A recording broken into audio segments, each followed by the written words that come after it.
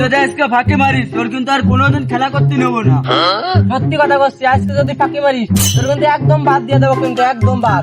আচ্ছা আজকে আর ফাঁকি মারবেন না, আচ্ছা। ভালো করে খেলবেন। দেখান ठीक है समझ गया।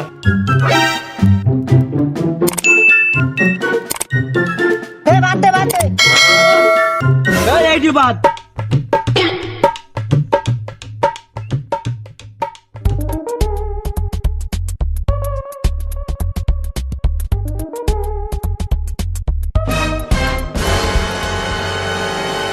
এ স্যার একটা স্যার সেই গুটি স্যার আরে স্যার স্যার স্যার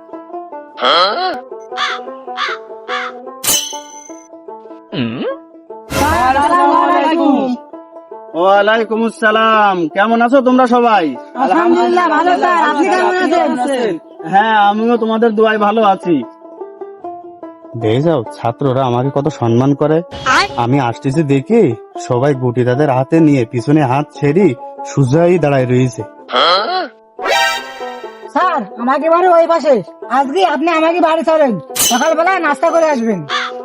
না বাবা, আমি তো অনেক দূরে যাচ্ছি দুটো ছাত্রকে পড়াতে, অন্য আরেকদিন আসবো। না স্যার চলেন চলেন। না বাবা, তোমরা আজকে থাকো, আমি অন্য আরেকদিন আসবো। তোমরা ভালো থাকো তাহলে, আর দোয়া করি তোমরা মানুষের মতো মানুষ হও। আচ্ছা স্যার, আপনিও ভালো থাকবেন, নিজের খেয়াল রাখবেন। ভাগ্যে থাকে স্যার আমাকে গুটি খেলা দেখিনি। হ্যাঁ হ্যাঁ, স্যার যদি আজকে আমাকে গুটি খেলা দেখতো তাহলে এই জায়গায় আমাকে মারতো। হ্যাঁ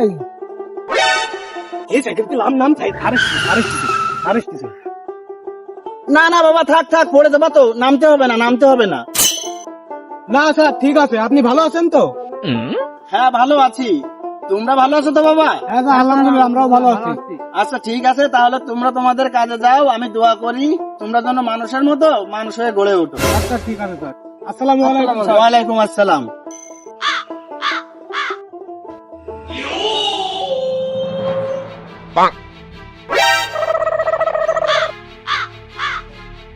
এই স্যার এসে স্যার সিগারেট ছাড় সিগারেট ছাড়।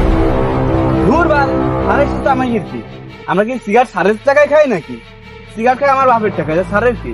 হ্যাঁ হ্যাঁ, আমরা তো আমার বাপের টাকায় সিগারেট খাই, স্যারের কি তাতে? স্যার আজকে এসে কিছু কোক, তারপরে বুঝবেন স্যারের কি করতে হয়। এই কি রে, তোমরা এই জায়গায় কি করতেছো? কি করতেছি দেখেন না, মাল বানাচ্ছি মাল। কি রে, তোরা স্যারের সামনে সিগারেট খাচ্ছিস, আবার মুখে মুখে তর্ক করছিস? স্যার জিনিস খাচ্ছি, তা কি হয়েছে? আপনি এই দিক দিয়ে না আসি ওই দিক দিয়ে যেতে পারছেন না? কি রে, তোরা সিগারেটও খাচ্ছিস আবার আমার মুখে মুখে তর্ক করছিস? দাঁড়া, তোদের বাবার সাথে দেখা হোক, আমি তোদের নামে বিচার দেব। হ্যাঁ হ্যাঁ, বিচার দিয়ে যদি আমার মাথায় একটা চুল বাঁকা করতেন তারপরে বললেন। বিচার দিলে হাত পা ভাইলে একদম খোলা করে দিবানে।